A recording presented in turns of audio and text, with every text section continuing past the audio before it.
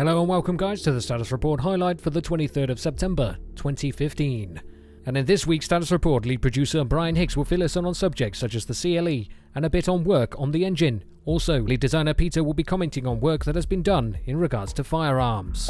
Much to the delight of our Reddit community, Hicks is certain we'll be covering some points on the ongoing refinement of DayZ's in-game economy this week, as well as talking about some upcoming content to the game, and a quick recap on the progress of upcoming engine changes for Infusion.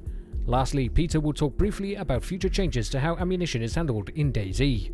Don't forget to keep your eyes and ears open during TwitchCon, as Hicks will be speaking about aerial transport, contaminated terrain, and a little surprise I hope you'll all be as excited as Hicks is. We've normalised the 058 stable branch economy around 27,000 minimum spawned items across Chernarus. The most prevalent items of course are clothes, tools and resources required to survive. Internally we've begun setting the system up to apply lifetime to items upon their creation, so that player interaction with items is no longer required. This should take the economy a step further, to keeping things robust and moving. Region control is the next major step for the economy, which will allow us to restrict certain items to spawn only in a certain region. This we can ensure more of the most basic supplies are kept spawning on the coast to ensure folks have what is required to move inland, regardless of player traffic. For 059 we'll begin experimenting with making civilian firearms a little more prevalent, and ammunition will begin to be more of a rarity. The desired effect being that ammunition itself will have an increased value, so that the decision to take that shot has more factors to it.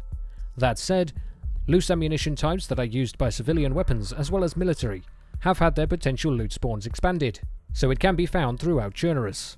7.62 for IZH, 45 ACP for the 1911, and so on. Issues with duplication and magazine quantity manipulation have been identified and are being resolved, and NATO military gear will be moved out of the Quonsot Hut barracks and back to their proper NATO chopper crash spawns. The art team is working on finalising the upcoming Enduro dirt bike model, which will hopefully be joining the vehicle distribution in 060. This vehicle will probably be our most accessible type, but like all other vehicles will need the proper parts and operational fluids to maintain and use. On the engine side, the team is working hard towards a functional merge for several areas. Keep in mind just merging these modules and systems at just the beginning. Configuration testing and iteration will need to occur. Renderer has entered initial functional testing with internal QA. Animation system development is in progress, and the animation team is working closely with the programmers to begin testing and implementation.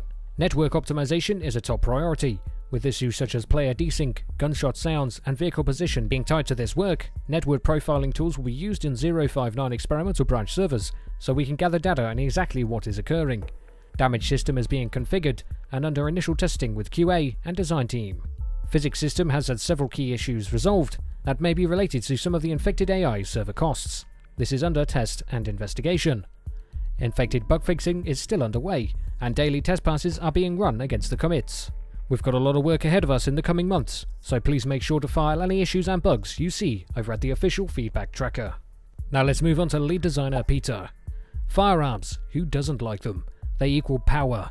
One can obtain food through hunting animals, defending oneself against infected or even hostile survivors. There are firearms related to mechanics, which were added specifically for DayZ's requirements such as attachments, modifications, chambering and others. Also, former functionality of weapons such as machine guns, rocket launchers or underslung grenade throwers will be brought back. To get closer to authenticity of firearms, some changes to their handling are being currently implemented. Chambering became a real part of the weapon instead of an invisible magazine with one bullet count. This will allow players to attach a magazine to a chambered weapon, effectively increasing the amount of available bullets, which wasn't possible before.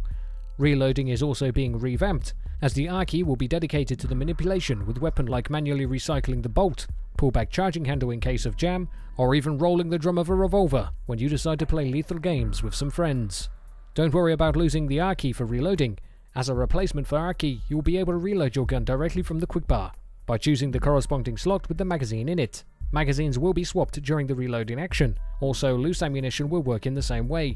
Choose right slot and the gun will be chambered. Another nice change is that bullets in magazines and or piles are no more just a number. They are really independent objects, which means they can contain ammo of different quality.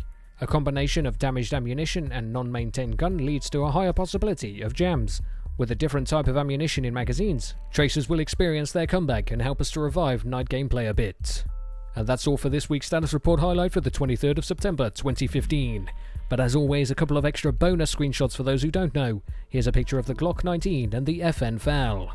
I recommend you read the status report in full for yourselves for the most amount of information that it holds.